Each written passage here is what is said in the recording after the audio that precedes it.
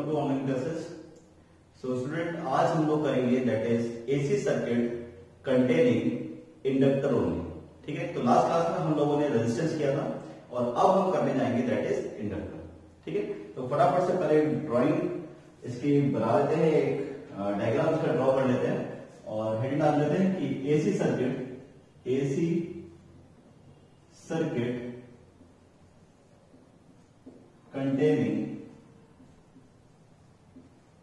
containing inductor only। ठीक है,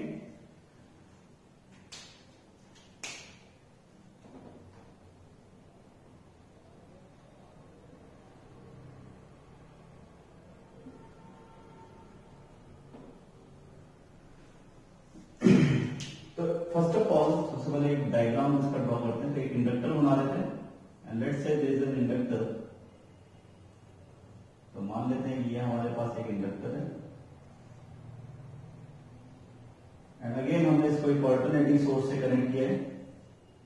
so this is our alternating source and let's say it has self inductance capital L. इसके पास capital L जो है वो सेल्फ इंडक्टेंस है और यहां पर जो सोर्स है वो again is equals to E naught sine omega t EMF supply कर रहा है। तो ऑब्वियसली बात है यहां पर कुछ करंट फ्लो करेगा, तो current will start to flow in the circuit. ठीक है, देख ओके, तो आगे बढ़ते हैं। तो आगे अगर हम देखें तो ये बात हमें ऑलरेडी पता है कि अगर किसी भी सर्किट के अंदर हम एक ऑल्टरनेटिंग ईएमएफ अगर हम देते हैं तो इंडक्टर के अंदर, क्योंकि इट्स अ कॉइल, तो कॉइल के अंदर क्योंकि फ्लक्स चेंज होगा और फ्लक्स चेंज होने की वजह से क्या होगा, ये अपने अंदर एक ईएमएफ जनरेट करेगा और ईएमएफ जो है वो इस करंट को, यानी इस करंट की वैल्यू को जो इंक्रीज हो रहा है उसको रिड्यूस करने के लिए डेवलप होगा। तो यानी कि मैं ये कह सकता हूं कि एक ईएमएफ ई नाम का यहां पर डेवलप हो जाएगा जो कि इस मेन सोर्स को क्या करेगा, अपोज करने के लिए प्रोड्यूस होगा। ठीक है, so this is known as induced EMF और जो करंट होगा वो इस करंट को अपोज करेगा, that is known as induced current और you can say eddy current. Now अगर हम इसको थोड़ा प्रैक्टिकली समझें कि अगर मैं ये कहता हूं कि मुझे इस करंट की वैल्यू को इस पूरे सर्किट के अंदर कांस्टेंट करना है, क्योंकि ऑब्वियसली बात है कि जैसे ही यहां पर ईएमएफ फ्लो करेगा, ये ईएमएफ जो इंड्यूस हुआ है, जो इंड्यूस ईएमएफ है वो इस मेजर ईएमएफ को यानी सोर्स ईएमएफ को क्या करेगा, अपोज करेगा, उसकी वैल्यू को रिड्यूस करने की कोशिश करेगा और जैसे इसकी वैल्यू को रिड्यूस हो जाएगी तो तुरंत करंट की वैल्यू भी इस सर्किट के अंदर घट जाएगी और यू कैन से डिक्रीज हो जाएगी। तो अगर मुझे इस पूरे सर्किट के अंदर करंट की वैल्यू को कांस्टेंट रखना है, स्टेडी करंट रखना है, ठीक है, so to maintain the current in the circuit, अगर if I say to maintain, तो अगर मैं यहां पर एक लाइन लिखूं कि suppose if I write, सबसे पहले तो हम ये इक्वेशन लिख लेते हैं that the alternating EMF is represented by E is equals to E naught sine omega t. ठीक है, तो अगर मैं ये बोलता हूं कि to maintain the current in the circuit, to maintain the current in the circuit, अगर करंट मेंटेन करना है मुझे तो ऑब्वियस सी बात है मुझे कि मुझे ईएमएफ जो है वो बराबर करना पड़ेगा minus E. Now this is how, ये थोड़ा सा इसको समझने की कोशिश करते हैं प्रैक्टिकली। तो लेट्स से ऐसा मान लेते हैं कि थोड़ी देर के लिए ऐसा अज्यूम कर लीजिए कि लेट्स से मैंने यहां पे 10 वोल्ट का ईएमएफ अप्लाई किया, पूरे सर्किट के अंदर 10 वोल्ट अप्लाई किया। तो 10 वोल्ट जो है मैंने ईएमएफ अप्लाई किया, लेकिन ठीक है, लेकिन यहां पर जो इंड्यूस ईएमएफ डेवलप हुआ वो 2 वोल्ट का डेवलप हो गया, जो कि इस ईएमएफ को क्या करेगा, अपोज करेगा।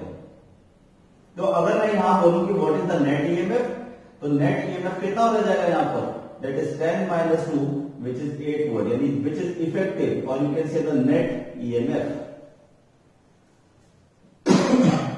तो अगर मैं ये बोलता हूं कि सपोज आई करंट को फ्लो करने के लिए 10 वोल्ट चाहिए, तो 8 वोल्ट में आई करंट तो फ्लो नहीं कर सकता, और मुझे क्या करना है, मेंटेन करना है। तो मेंटेन करने के लिए मुझे कितना ईएमएफ और बढ़ाना पड़ेगा, इसमें मुझे कितना, जितना यहां पर ईएमएफ डेवलप हो रहा है, तो इसका मतलब मुझे वोल्टेज यहां पर कितना बढ़ाना पड़ेगा, यहां पर 10 वोल्ट से मुझे क्या करना पड़ेगा, इसको 2 वोल्ट और देना पड़ेगा एक्स्ट्रा, ताकि इसके अंदर हमेशा करंट कितना फ्लो करता रहे, आई करंट फ्लो करता रहे। तो यहां पर हमने क्या करा कि जैसे ये 8 वोल्ट हुआ, तो 8 वोल्ट होते ही हमने क्या करा, इसमें +2 और दे दिया। अब ये जो +2 दिया है, ये मुझे कैसे पता चला, ये इससे पता चला। तो this is your applied EMF, और ये किसके बराबर हो गया, ये -E के बराबर हो गया। माइनस साइन इसलिए आ रहा है क्योंकि ईएमएफ आप देख सकते हो कि वोल्टेज अप्लाइड के जस्ट ऑपोजिट डायरेक्शन में एक्ट करता है, ठीक है। तो this is the concept, this is how we can apply. तो मेंटेन करने के लिए हमें ये जो 2 वोल्ट एक्स्ट्रा किया, तो 2 वोल्ट हमने बराबर किसके लगाया, E के बराबर, इसीलिए कैपिटल E को इक्वल कर दिया है हमने किसके बराबर, दैट इज स्मॉल e के बराबर कर दिया। और माइनस साइन इसलिए आ गया है क्योंकि ये वोल्टेज को क्या कर रहा है, अपोज कर रहा है, ईएमएफ अपोज कर रहा है, ठीक है। Okay, so if let's say, तो मैं यहां पर क्या करने वाला हूं कि let's say E is equal to, so I can put the value here। तो मेरे को ये बात पता है कि माइनस E की जगह हम लिख सकते हैं minus L di over dt। so we know that E is equals to minus L di over dt। Already हमने चैप्टर नंबर 1 में किए थे सारे फॉर्मूले, तो इसका हमने यूज कर लिया है। तो माइनस से माइनस क्या होगा, ये मल्टीप्लाई होने के बाद ये पॉजिटिव हो जाएगा, and finally we get that E is equal to, और यहां पर आ जाएगा मेरे पास L di over dt, ठीक है। Now you can put the value, E की वैल्यू पुट कर सकते हो। तो अगर आप E की वैल्यू पुट करेंगे तो यहां पर आपके पास आ जाएगा which is E naught sine omega t L di over dt, ठीक है। और यहां पर आप क्या करेंगे कि di की वैल्यू को एक जगह रख दीजिए और बाकी सारी टर्म एक साइड ले जाइए। तो E naught sine omega t into d t, और L डिनोमिनेटर में चला जाएगा, so like this can be written like this, ठीक है। Okay, so integrating above equation, so if I integrate above equation, so integrating above equation, अगर above equation में integrate करेंगे तो इंटीग्रेट करने पर ये हो जाएगा मेरे पास di, और इसको इंटीग्रेट करेंगे that is E naught over L sine omega t dt। तो di का इंटीग्रेशन हमारे पास I आ जाएगा, and we know that E naught over L is a constant. तो बचा के अंदर साइन ओमेगा t, और साइन ओमेगा t का इंटीग्रेशन होता है minus cos omega t divided by omega, ठीक है। ये सब आप ऑलरेडी पढ़ चुके हैं, इसमें कोई नई चीज नहीं है। Okay, so finally I can write that I is equal to, इसको अगर मैं सॉल्व करता हूं तो मेरे पास E नॉट माइनस साइन बाहर आ जाएगा, और यहां पर हो जाएगा ओमेगा L, और अंदर मेरे पास यहां पर बच जाता है which is cos omega t। So you can write cos omega t here, ठीक है। So cos omega t can be written as, cos omega t को अगर मैं लिखना चाहूं तो cos omega t can be written as I is equals to minus E naught over omega L, और cos omega t को हम लिख सकते हैं that is sin omega sine pi by 2 minus omega t, sine 90 minus theta is cos theta. इसी तरीके से sine 90 minus omega t is cos omega t. तो I इज इक्वल टू, इसको हम माइनस साइन को मैं साइन के अंदर मल्टीप्लाई कर सकता हूं, तो ये बचेगा मेरे पास E nought over omega L, और यहां पर आ जाएगा मेरे पास sine omega T minus pi by 2. This is how we can write. ठीक है, तो इसको रब कर देते हैं फटाफट से. तो मैं अगर इसको रब कर देता हूं यहां पर, तो रब करने के बाद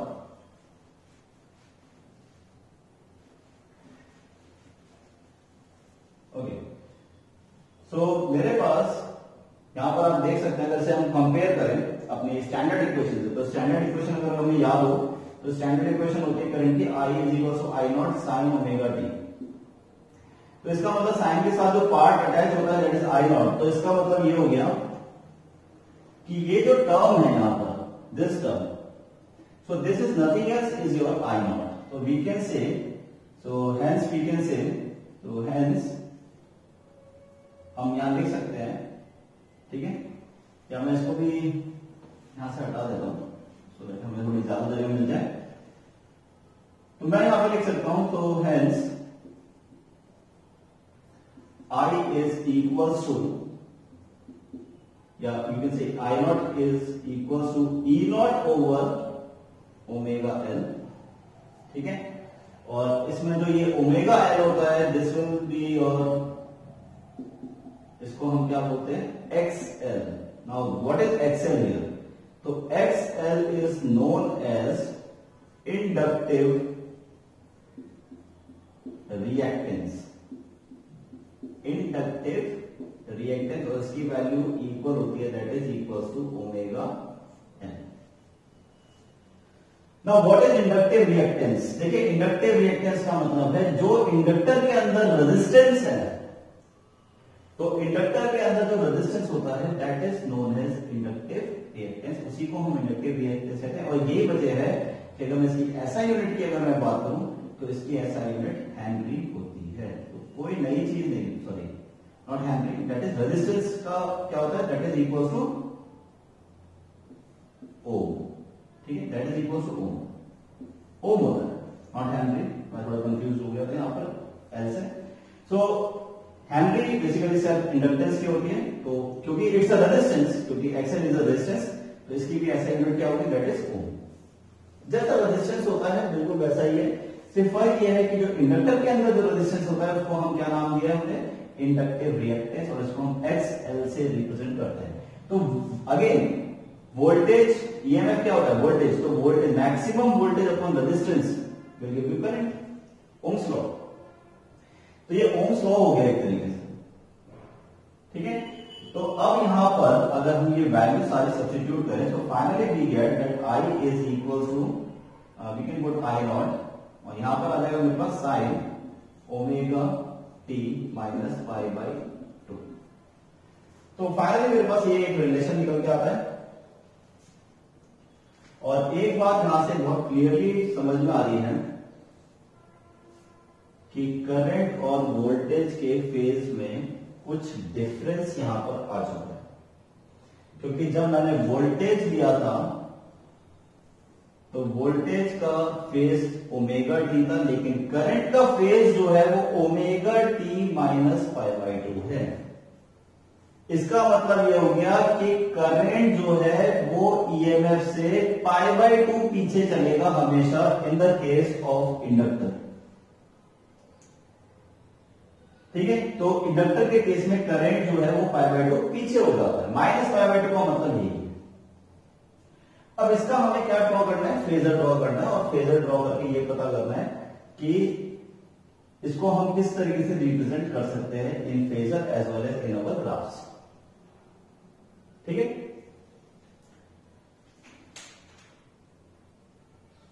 चलिए इसे नोट डाउन करेंगे फटाफट से.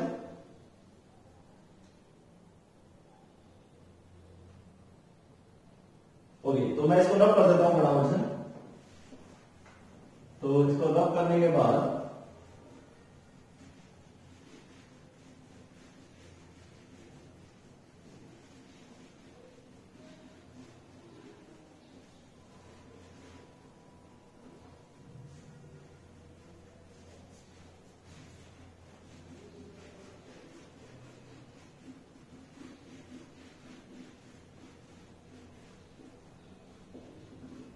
ओके, सो ये हमने कब कर दिया यहां पर।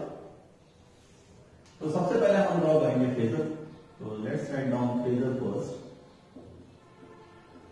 ठीक है। तो फेजर ड्रॉ करेंगे, तो फेजर को ड्रॉ करने के लिए सबसे पहले हम क्या करते हैं कि एक क्वाड्रेंट सिस्टम हम यहां बना लेते हैं और मान लेते हैं कि let's say this is your EMF E not और वो बना रहा है दैट इज ओमेगा टी, ठीक है। तो अब मैं यहां इक्वेशन लिखता हूं, तो ई जो था वो कितना था, that is E naught sine omega t in the case of inductor, and I हमारे पास इक्वेशन सॉल्व करके आया which is I is equal to I naught और ये हो जाएगा sine omega T minus pi by 2, ऐसा हो जाएगा। तो अब अगर मैं यहां पर ऐसा बोलता हूं कि लेट्स से कि मेरे पास, क्योंकि वी ऑलरेडी नो दैट कि फेजर जो है वो हमेशा एंटी क्लॉकवाइज चलता है, तो आपको ये बात तो हमेशा ध्यान रखना है कि फेजर जो है वो हमेशा एंटी क्लॉकवाइज चलता है। तो इसका मतलब यह है कि करंट हमेशा इस ई नॉट से 90 डिग्री पीछे रहना चाहिए। तो 90 डिग्री पीछे रहने का मतलब है, तो आई शुड ड्रॉ लाइक कुछ ऐसे ड्रॉ करना चाहिए मुझे। So this will be the direction of the current, और यहां इसके बीच में एंगल डिफरेंस आ जाएगा that is equal to 90 degree. तो आप देख सकते हैं कि अगर मैं यहां पर इसको ड्रॉ करके देखें तो अब आपको समझ में आ रहा होगा कि जब ये इस तरीके से चलेगा, क्योंकि फेजर हमेशा एंटी क्लॉकवाइज चलता है, तो आप देख सकते हैं कि ईएमएफ जो है वो 90 डिग्री करंट से आगे रहेगा, ठीक है। तो 90 डिग्री हमेशा करंट से आगे रहेगा। तो कुछ इस तरीके से आप फेजर को ड्रॉ कर सकते हैं। ई नॉट हमेशा यहीं पर रहेगा, ई नॉट को हम चेंज नहीं करेंगे, तो एक को हमें रेफरेंस मान के चलना पड़ेगा।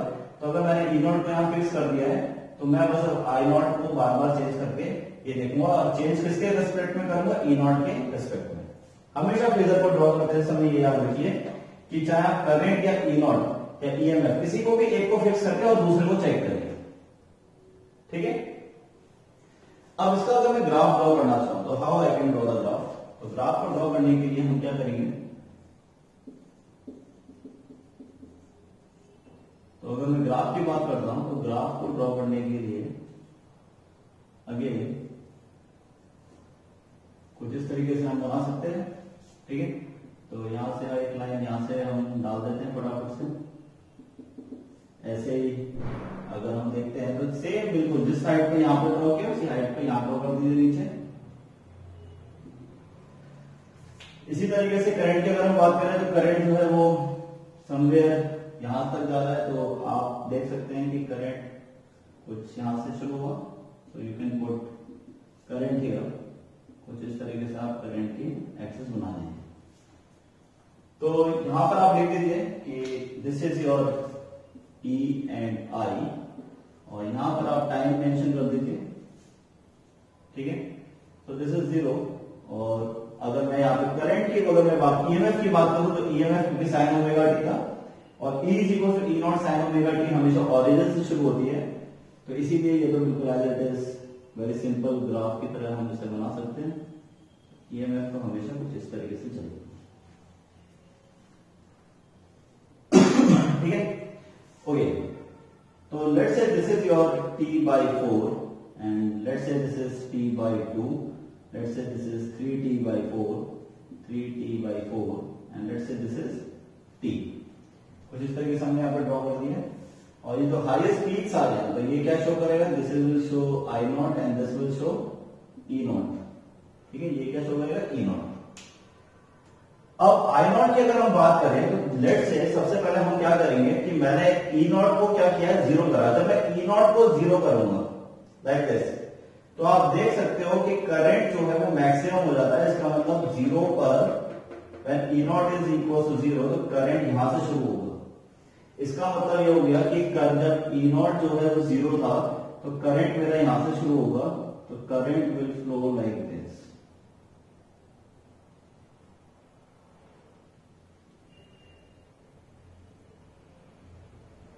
इस तरीके का फ्लो करता हुआ जाएगा। ठीक है, तो इसको थोड़ा सा, क्योंकि इससे ऊपर नहीं जा सकता ये, तो आप इसको इस तरीके से बना सकते हैं। ठीक है, तो अब आप देखिए, अब आप एक एक करके देखते जाइए। Now E naught equal to 0, जब 0 था, EMF 0 था, तो करंट आपका मैक्सिमम था नेगेटिव में, आप देख सकते हैं करंट इज मैक्सिमम। फिर जैसे जैसे जब E नॉट आपका मैक्सिमम पे पहुंचा, यानी कि 90 डिग्री यहां पर हो गया, तो now E not is maximum but current is 0, तो आप देख सकते हैं यहाँ पे करंट भी 0 हो चुका है। ठीक है, हॉरिजॉन्टल हो गया। और फिर इसके बाद दोबारा जब ये ऐसे गया और ऐसे करते हुए यहाँ पर पहुंचा 90 डिग्री, तो आप देख सकते हैं कि जब करंट ऊपर 90 डिग्री पर गया, यानी विच इज दिस पॉइंट, तो इस पॉइंट पर आप देख सकते हैं कि ईएमएफ की वैल्यू 0 था। ठीक है, तो कुछ इस तरीके से हमने यहां पर ड्रॉ कर दिया और दोनों की इक्वेशन लिख देते हैं। तो ये हो जाएगा मेरे पास E is equal to E naught sine omega t, और ये हो जाएगा मेरे पास I is equal to I naught sine omega T minus pi by. Very important, exam में ड्रॉ करने के लिए आए हुए हैं और कई बार रिपीटेड क्वेश्चन है। एग्जाम में इसके प्रूफ आते हैं कि प्रूव दैट, एग्जाम में किस तरह क्वेश्चन आता है, प्रूव दैट करंट, या और यू कैन से prove that the voltage lead the current by angle pi by 2। Voltage जो है वो करंट को लीड करता है bye angle pi by 2 in an inductor. किसी भी इंडक्टर के अंदर वोल्टेज जो है वो करंट को पाई बाई 2 लीड करता है। और ये बात सही है कि वोल्टेज जो है वो करंट को क्या कर रहा है, लीड करता है। तो अगर वोल्टेज लीड कर रहा है तो फिर आपको वो पूरा डेरिवेशन करना पड़ेगा और एंड तक दोनों इक्वेशन को निकाल के आपको ये शो करके दिखाना पड़ेगा। ठीक है, तो इसे नोट डाउन करेंगे। तो नेक्स्ट क्लास के अंदर हम आरएलसी से फिट करेंगे। Thank you.